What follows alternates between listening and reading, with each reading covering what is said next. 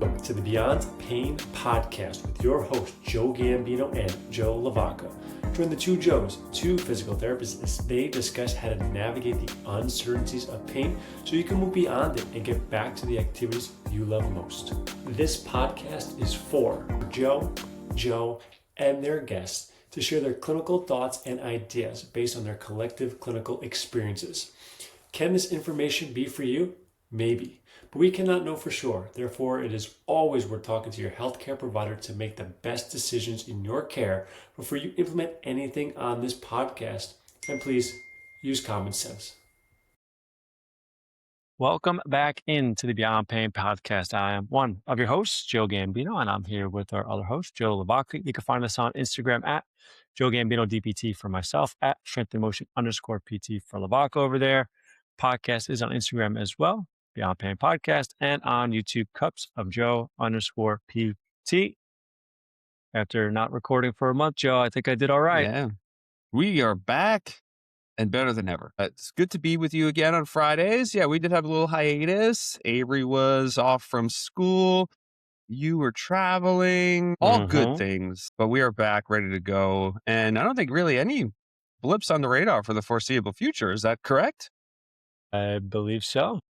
All right. So people can be really confident we'll be with them now, at least once a week going forward for a while. So Yes. Everyone who was really upset over the last couple of weeks, trust me, we were too. We were really sad not to be with you. We were sad not to be with each other, I think, Yes. at the end Agreed. of the day. At least I can speak for myself on that. And we're back and we got a fun topic to talk about. And I think it correlates with this hopeful, nice weather we're supposed to have, although we were teased the other day in New York. Joe, did you see the weather in New York the other day? I did see the weather, and I was impressed and happy for you guys. We were also we hit very almost happy. 90 here. Insane. Was that a record down there for March? I'm not too sure, to be honest. I didn't look into it. I didn't even realize it was that warm until I stepped outside. And my wife said something about it. I was like, whoa. But we did have some frost on the grass this morning when I woke up. So we had the big change Right. too. But we'll be 60 today, I think. 59. All right. Well, then there's the gut punch too, because fastest day to 80 degrees in New York City. So I think clear to say we set a record for March. But snow yesterday, flurries, cold today, not so great this weekend, kind of cold, chilly. I think it's going to be mixed with rain.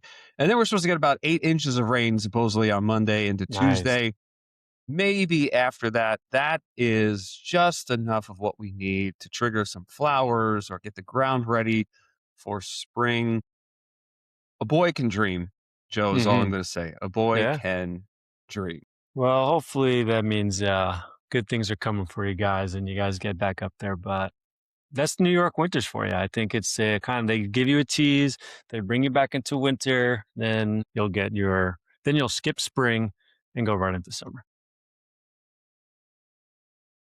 100%. That is definitely what happens. You're well versed in it as well as I am. And just as a quick aside before we get into our topic, when that first nice weather hit, another kind of classic New York story, my first client rolls in through the day. We start talking about, wow, what a nice day.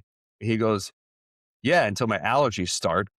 And I was like, you are 100% right.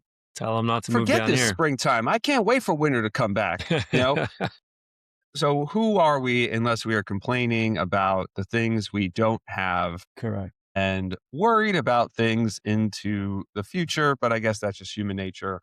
We've lightly touched on those fun idiosyncrasies of human beings in the past. I'm sure we'll do so in the future, but we have different things to talk about today. What are we talking about today, my friend? Well, before we do, I did a little digging for you, Joe, and the record in Raleigh is 94 degrees, 1907. And 2 days ago was the highest that we've had since then. Wow. So, okay. So fun fact for you guys today on the podcast. Almost a part of history there. That's fun. Almost 100 close. and almost 20 years. Enough for it the hasn't been AI like that. overview in Google to mention the record, but then 2 days ago. Yeah, clearly a lot of people were searching it, I guess, and the algorithm was learning and updating. So, all right. I also have the lowest temperature as 11 degrees on March 1st in 1980. So, okay. Here we go. Wow, Anyway, 11 back must have been to sheer panic. yeah. Thank God. I have to even move further south now. Not used to that anymore. Anyway, we're talking about running today. Weather's getting Hmm. warmer. People are going to be getting back out to it. I might be even getting back out to it. I know. Wow. So we can go in a million places here, Joe, talking about running. Maybe we start a little bit with how, if you haven't ran because it's been cold, some things we could think about as you're getting back into it. And I'll let you take the floor from there. Yeah, perfect. And I'm excited to hear you getting back to some running or into some running because I would imagine you're not in any pain or recovering from specific injury. So maybe we could take it two ways. Our clients and how maybe they should approach it after some long hiatus and maybe coming back from an injury, and then how we can compare and contrast how you're doing it without any injury. And then we Hmm. can really talk about both populations here. So, obviously, yes, this week was a big week for New York. A lot of people wanted to be outside. A lot of people wanted to get back into running. A lot of people are excited about the notion of running. So naturally, I got a few messages this week, last week. And the main thing is when people are coming back from running or pain involving a running related injury, and you've had a long hiatus, my biggest sort of advice is to remember that a mile is a really long time. It's a really long distance to just jump back into. For people who've usually taken some time off and gone into the winter months of strength training or being in the gym, I will typically give them this example that we were loading your knee or your ankle. We'll stick with lower body because I guess that correlates with running in all these sets and reps. Hmm. Your sets and reps at any given time, maybe last 30 seconds of your squats, your lunges, things like that.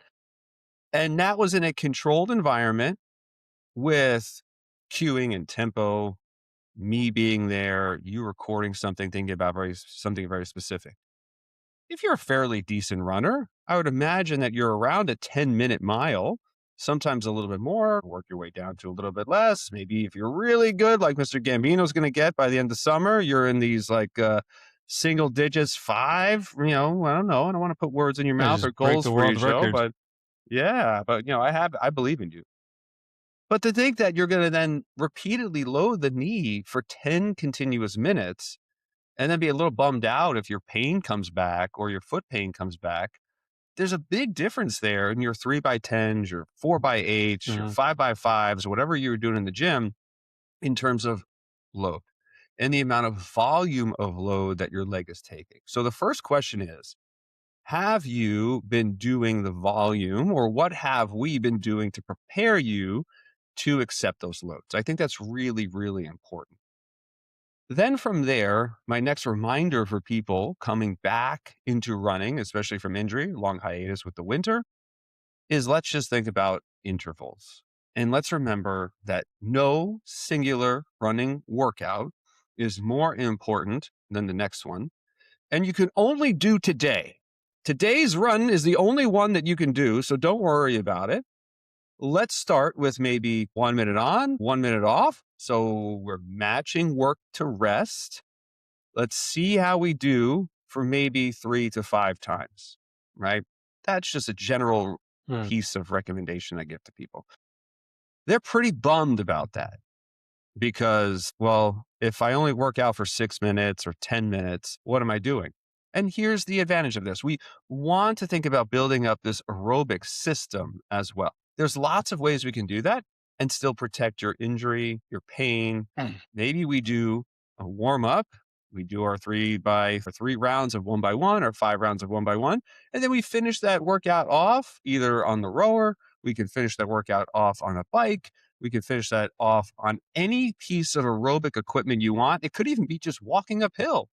Maybe it's walking a little bit faster. But the point being is that with the nice weather and people who want to get back to running, it's time and time again, just too much too soon after too little for too long.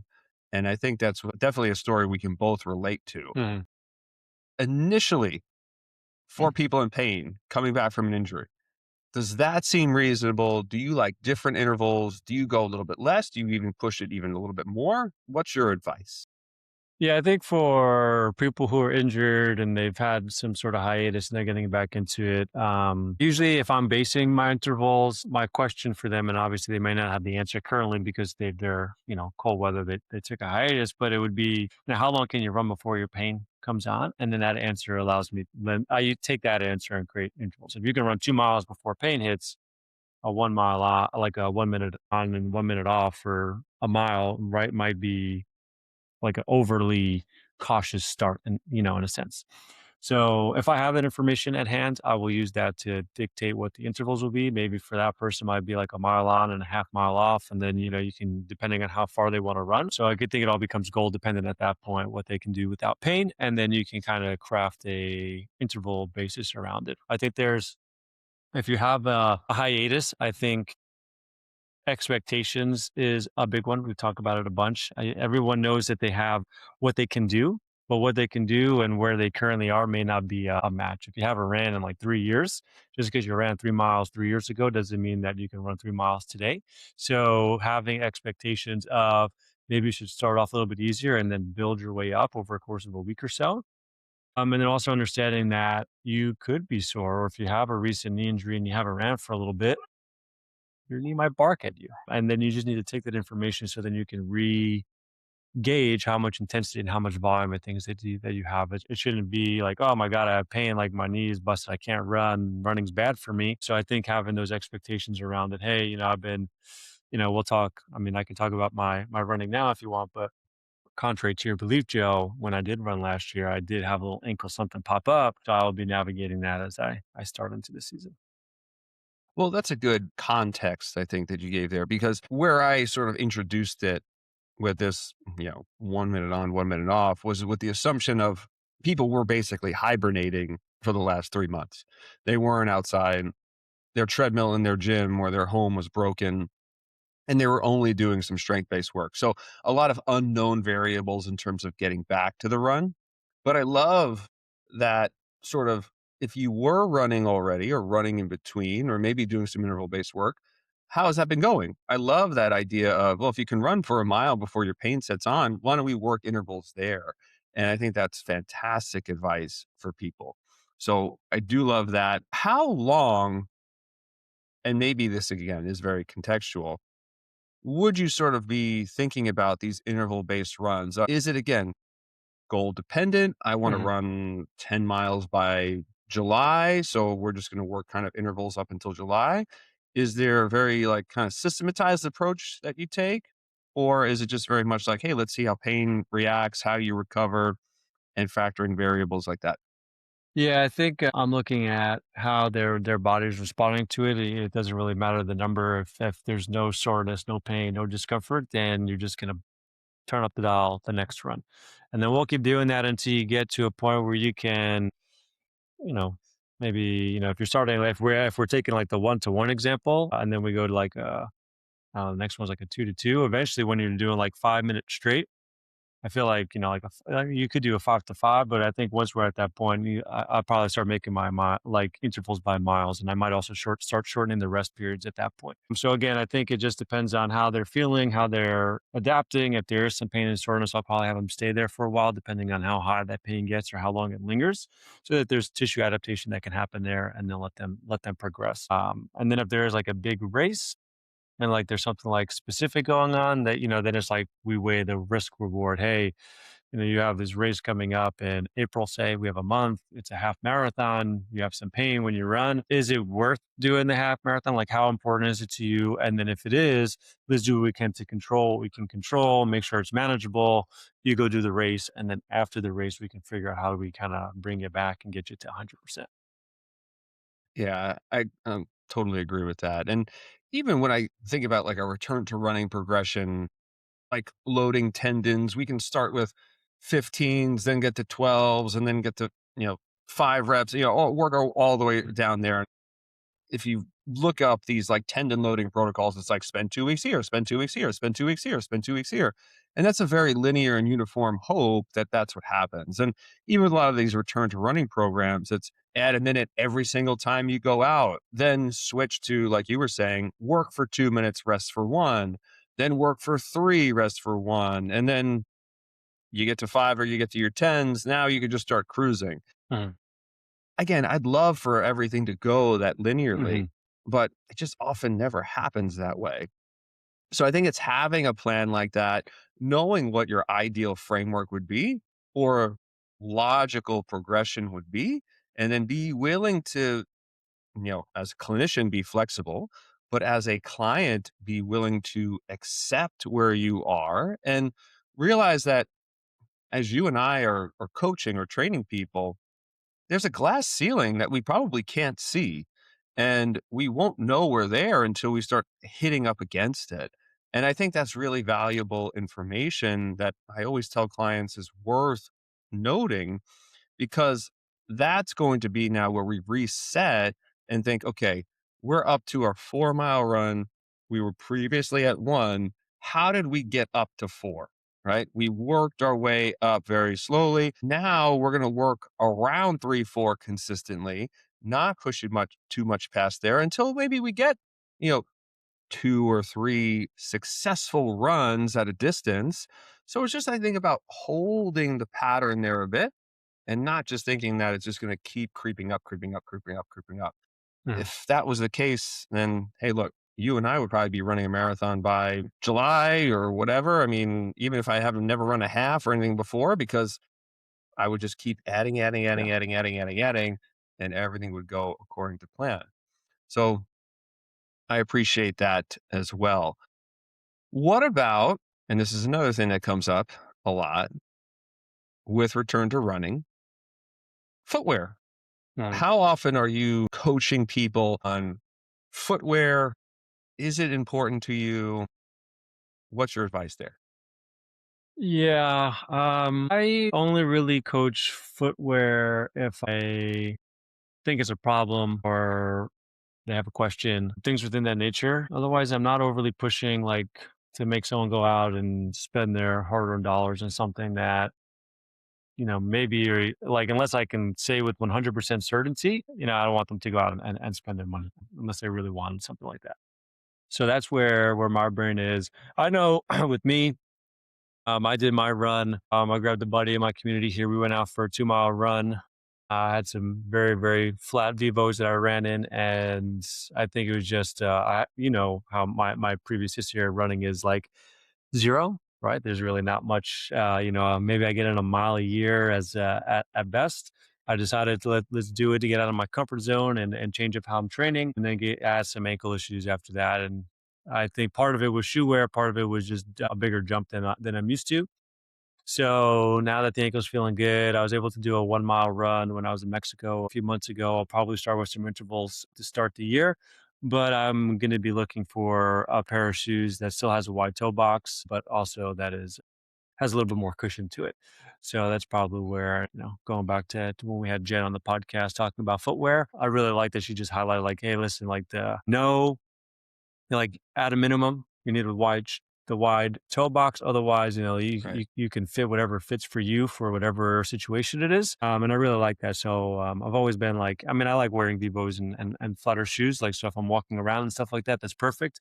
But I think for running, I'll need a little bit more, especially knowing that when I did the mile run, I think I felt it like slightly at one point, but then it went away and I didn't feel it after the run. So I think it would be good to reintegrate back in. Yeah, for sure. And I sort of follow that same idea, is that as long as your shoe is fitting and it's Mhm. comfortable, Yes. let's start with that, right? Now, comfort is obviously subjective. I can't really know what's comfortable for you or the next person that comes into the clinic. But I do think those non-negotiables that Jen and Courtney always sort of bring up, let's have at least it be a wide toe box.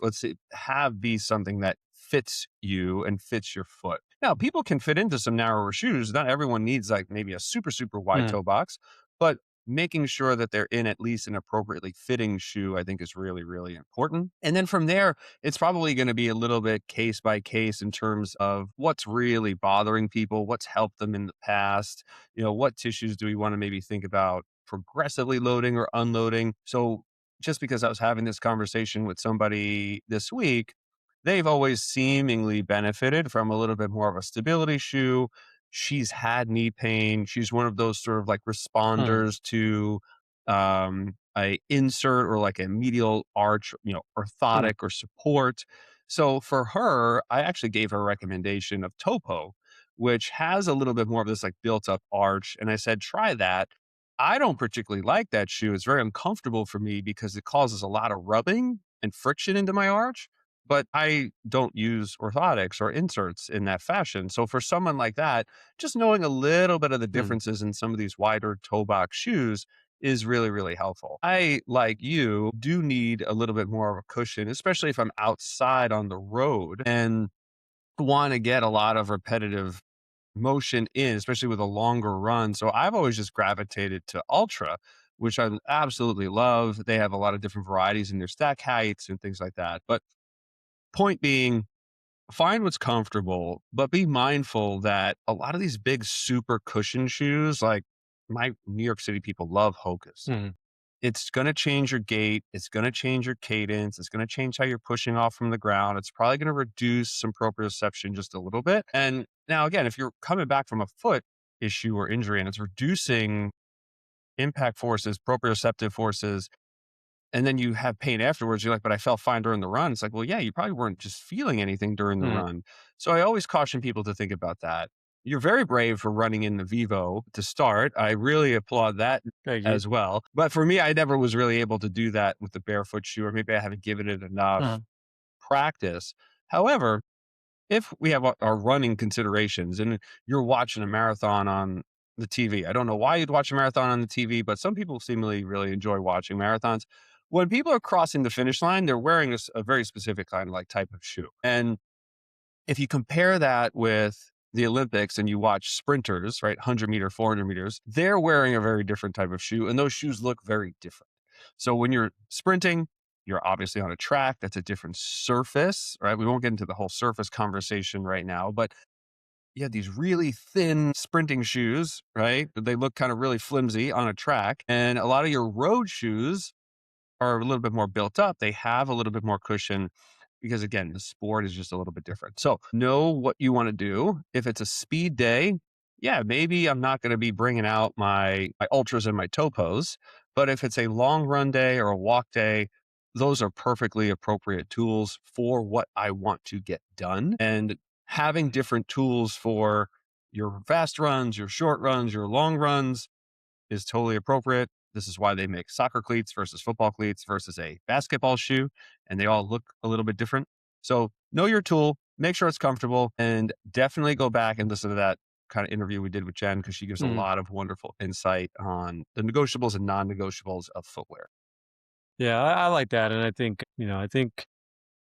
I mean, the reason why I did is I had them. There's really not much more. I don't own a pair of running shoes outside of those just because of the fact that I don't run very often, so I never really invested in it. But I think it's something that I'm this year I'm going to start doing a lot more. I'm considering doing like a 5K just to get out of my comfort zone again. So I will likely be doing so this year. So we'll see. But I think it's good advice. I'm actually curious. I don't know how much you've had experience with them, but you can go to some of these running stores and they'll do like a gait analysis and they'll fit you for shoes. So have you had experience with them?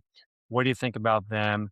And then do you like, based on recommendations that you might get from them, do people doing them need to think about stuff outside of it?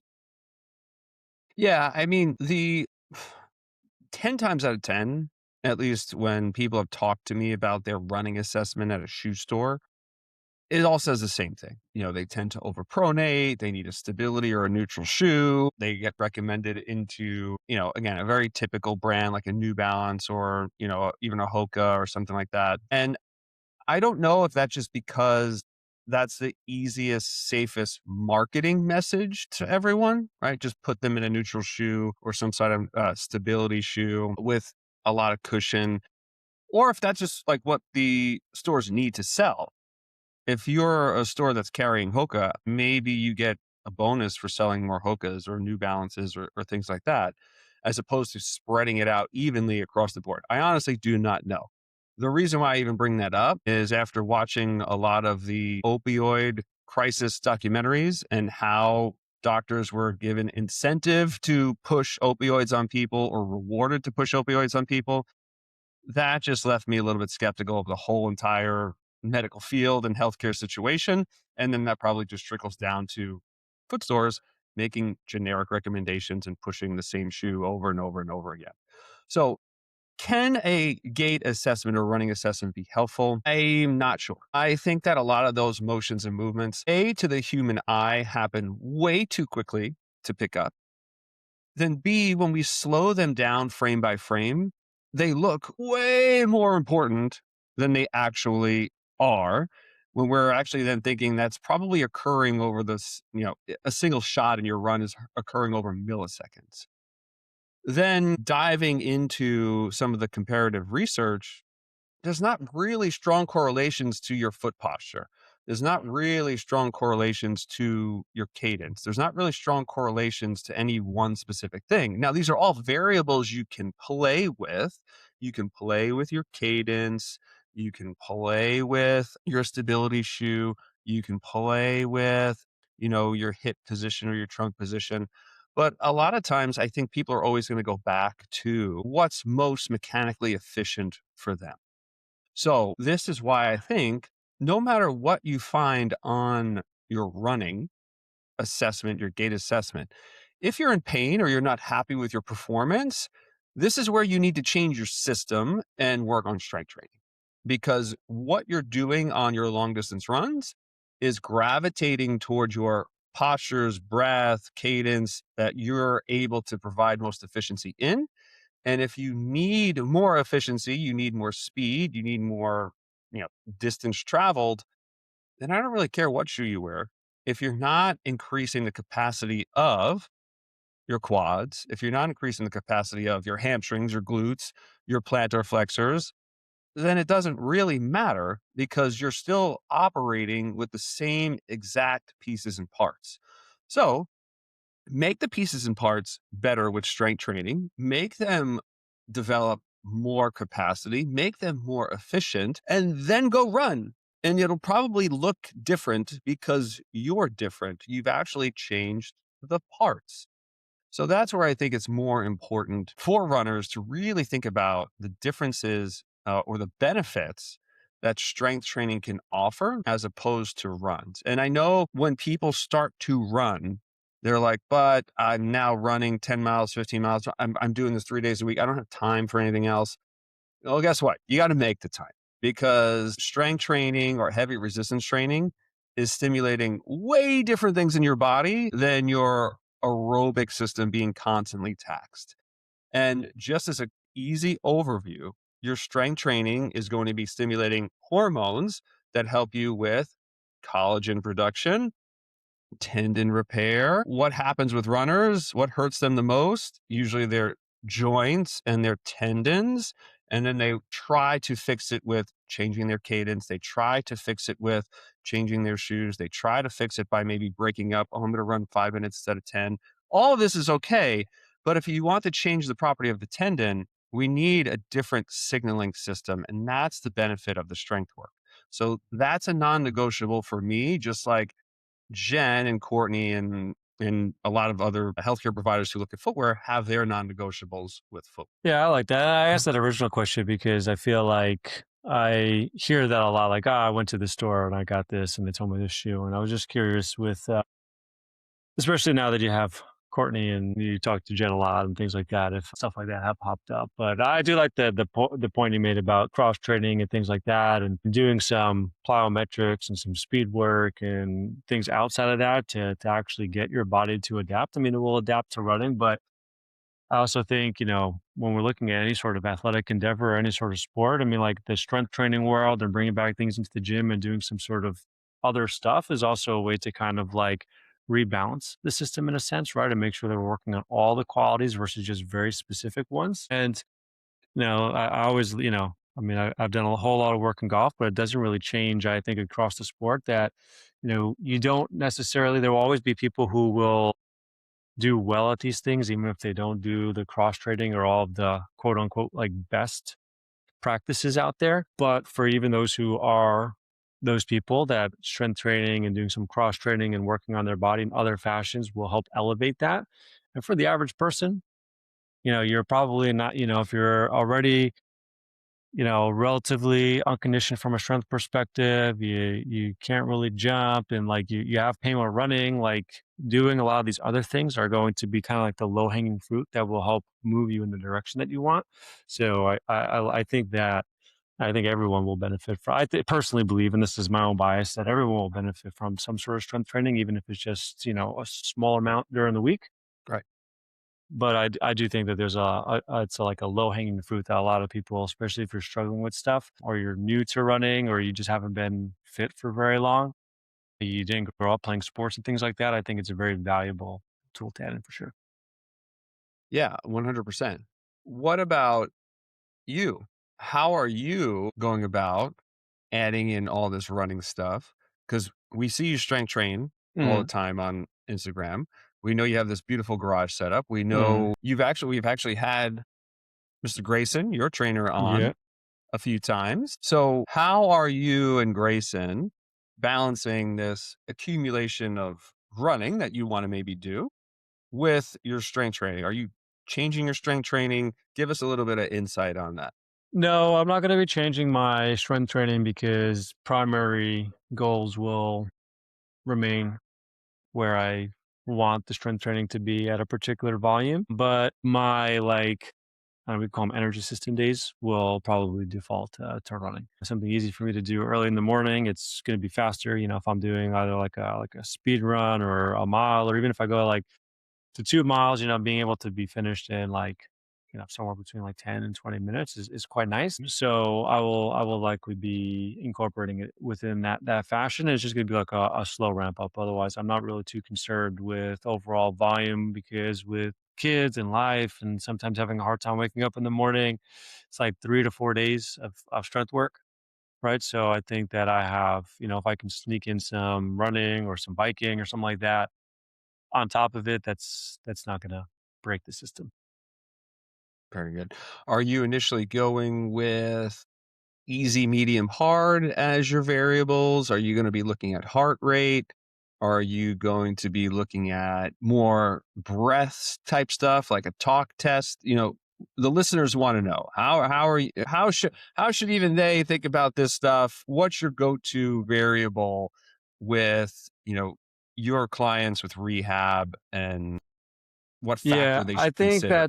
that's to be determined, I think, and I think this is for everybody listening.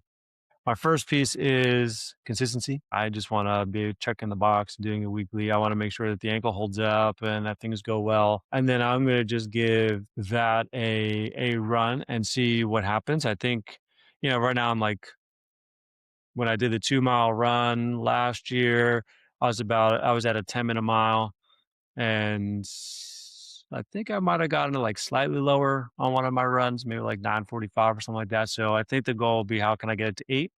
I just think because I'm relatively inefficient, it's not going to take much for me to bring down my time. And then once I feel like I hit a stagnant point, at that point, depending on where I am and what my goals might be, then I might start playing with some variables. But I think the low hanging fruit is literally just getting out there, being consistent and doing the thing and letting that take care of the initial portion of things. Very good. Keep it simple, I baby. think Yeah, that's it. I think the one thing I'll leave as my last point here with that, just because I brought it up, I was interested if you were following anything along those lines, is for newer runners, it's really hard to stay in those low aerobic zones. And therefore your runs or your easy runs might actually just be fast walks if you're thinking about a talk test or if you're thinking about your heart rate, Mhm. right? And a talk test, all a talk test is can you speak in full sentences Mhm. without losing your breath during a workout? And one thing I just saw recently was, recite the Pledge of Allegiance. I pledge allegiance to the flag of the United States of America. And if you could say it fairly normally, you're passing the talk test as you're doing an exercise. That was really super hard for me trying to get into easy runs because my heart rate would spike so fast. So, quote unquote, easy runs became fast walks or maybe incline walks. But the way that I started breaking into running a little bit more successfully was with interval stuff. So actually trying to push a little bit harder, building the capacity of my heart that way, because I think there's too much push for people to think like zone two, easy, agreed. easy, right? And you have to get to a certain level of capacity to even have that ability. So maybe that's a great segue into a next episode of talking a little bit about thresholds and how to think about that, because I think right now that would be a really great thing for even runners to maybe pay attention to and just be a little bit more familiar with, even the differences with all this aerobic or strength training work and the benefits that we can get from it. So maybe that's a good one for next week. Yeah, I like that because I definitely think that zone 2 has been overly pushed in a sense. And the one thing I do like about, because it's been a little while since I've done Peloton in any real capacity, but I enjoy doing kind of like the power zone stuff because you can do like some zone 2s and some, and they'll bring you through all the different zones, like all the ways up to 5. And like my goal was like for like a 30-minute class to be able to get like over like a 300 output. And when I started, I was like in like the lower 2s, and like by doing so, like I was very much able to get there. But I think if I would have just stayed, like if you just stayed in zone 2, like your actual ability to improve power production and be faster, and like if you have goals around running performance or biking performance, like I would never have gotten there. So zone 2, it's good, but you also need to push the envelope too, especially if you want to be as healthy and robust of a human as possible. Same with strength training. It's the same with anything, right? If you just kept it, I'm just gonna do RPE 6 all the time.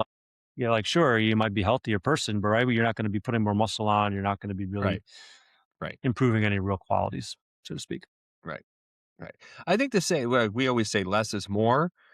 Less is more, I think, when you're starting, but then more is more. Right? Especially when it comes to your health. So, yeah, I look forward to diving into that. But do you have any other thoughts or suggestions about running, springtime, anything like that you want to leave with? Nada. All right, cool. I think we covered some good stuff, and we'll continue to cover some more stuff over the next coming weeks. But until then, Joe, we love you. Listeners, we love you. Thank you for listening. And don't forget to come back next week for another exciting episode of the Beyond Pain Podcast.